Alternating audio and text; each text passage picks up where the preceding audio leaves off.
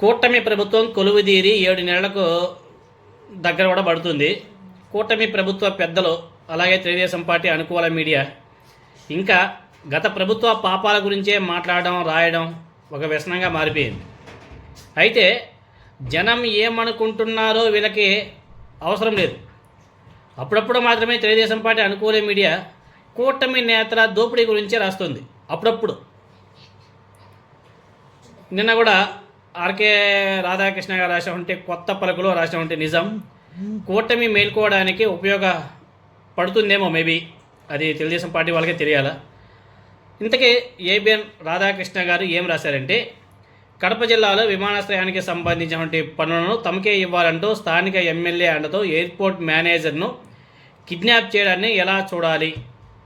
ఇలాంటి పనులు చేయడానికి అయితే ప్రభుత్వం మారడం ఎందుకు? హద్దు మీరుతున్న కూటమి శాసనసభ్యులు ఆ కూటమి శాసనసభ్యులను కట్టడి చేయడానికి పూనుకొని పక్షంలో ప్రజల్లో వ్యతిరేకత ఏర్పడకుండా ఉంటుందా? ఈ రాత్రిలో వైఎస్ఆర్ కాంగ్రెస్ పార్టీ అనుకూల పత్రికలో వచ్చినవి కావు. చంద్రబాబు నాయుడు గారు అంటే గుండెను చీల్చి ఆయన బొమ్మను చూపేంత ప్రేమ నింపుకున్నటువంటి మీడియా ఏబిఎన్ రాధాకృష్ణ రాసినటువంటి వ్యాఖ్యలు. కూటమి ప్రభుత్వ పాలనలో ఇదొకటే కాదులే, చాలా ఉన్నాయి. ఇంకా ఏ నియోజకవర్గం చూసినా ఏమున్నది గర్వకారణం అన్న రీతిలో కూటమి ప్రజాప్రతినిధులు, వాళ్ళ అనుచరులు దౌర్జన్యాలు యథేచ్ఛగా కొనసాగుతున్నాయి రాష్ట్ర వ్యాప్తంగా.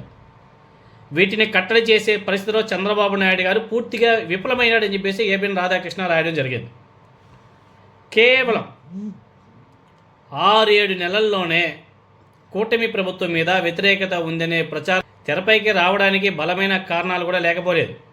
దౌర్జన్యాలకు తోడు హామీలేవి కూడా నెరవేర్చకపోవడంతోనే జగనే మేల్ అనేసి జనం అనుకునే రాజకీయ వాతావరణం కూడా ఆంధ్రప్రదేశ్లో నెలకొంది. కానీ ఇక్కడ నారా చంద్రబాబు నాయుడు గారు, అదేవిధంగా పవన్ కళ్యాణ్ గారు గత ప్రభుత్వం మీద విమర్శలు గుప్పిస్తుంటే జనం నమ్ముతారులే అనుకునే విధంగా కూటమి నాయకులు వాళ్ళ మీడియా కూడా పనిచేస్తున్నట్టుగా ఉంది. జనం దగ్గర తమ ఆటలో సాగమని చెప్పేసి కూటమి నేతలు గ్రహించాల్సిన అవసరం కూడా చాలా ఉంది. ఇవి రాధాకృష్ణ డైరెక్ట్గా చెప్పిన మాటలు. గత ప్రభుత్వానికి, కూటమి ప్రభుత్వానికి అప్పుడే జనమంతా కూడా పోల్చి చూసుకుంటున్నారు. గత జగన్మోహన్ రెడ్డి గారు ఏం చేశారు, ఇప్పుడు కూటమి పరిపాలనలో 3 పార్టీలు కలిసి ఏం చేస్తున్నారు?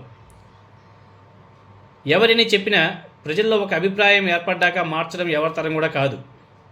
గతంలో ఎప్పుడూ లేని విధంగా చంద్రబాబు నాయుడు గారు మాటను ఇప్పుడు ఏ కూటమి నాయకుడు, కూటమి ఎమ్మెల్యేలు, మంత్రులు కూడా ఖాతరు చేయడం లేదు. ఇంకా లోకేష్ విషయానికి వస్తే తన పనిలో ఆయన నిమగ్నం అయిపోయాడంట. అసలు ఏం జరుగుతున్నదో కూటమి పెద్దలకు ఇంకా అర్థం కావడం లేదంట. కానీ క్షేత్రస్థాయిలో మాత్రం కూటమి శ్రేణులకు పరిస్థితి చేయి దాటిపోతుందన్న భయం అయితే గట్టిగా పట్టుకుంది. అందుకనేసే ఈ 5 సంవత్సరాల్లో ఎంత వీలైతే అంత దోచుకొని, పంచుకొని, తిరిగేసి వెళ్ళిపోదామని చెప్పేసి కూటమి నాయకులు, ఎమ్మెల్యేలంతా కూడా డిసైడ్ అయినట్టుగా తెలుస్తుంది. ఎందుకంటే ఇప్పుడు గత 7 నెలలుగా ఆంధ్రప్రదేశ్లో జరుగుతున్నటువంటి దుష్పరిమాణాలు మొత్తం కూడా లోకేష్ గారి దృష్టికి వచ్చినా కానీ, నారా చంద్రబాబు నాయుడు గారి దృష్టికి వచ్చినా కానీ చూసి చూడనట్టు పోతున్నారు. ఇవి ఇప్పటికీ బాగానే ఉంటాయేమో కానీ ఫ్యూచర్లో ఇది గట్టి దెబ్బ అయితే తగులుతుంది అని చెప్పేసి రాధాకృష్ణ తన పేపర్లో, కరపత్రికలో రాయడం కూడా జరిగింది. మరి చూడాలా, చంద్రబాబు నాయుడు గారికే కృష్ణ గారు రాజకీయం నేర్పిస్తున్నాడా అంటే మేబీ ఆ పరిస్థితి నారా చంద్రబాబు నాయుడు గారు దిగజారిపోయాడా అనేసి కూటమి నాయకులంతా కూడా అనుకుంటున్నారు.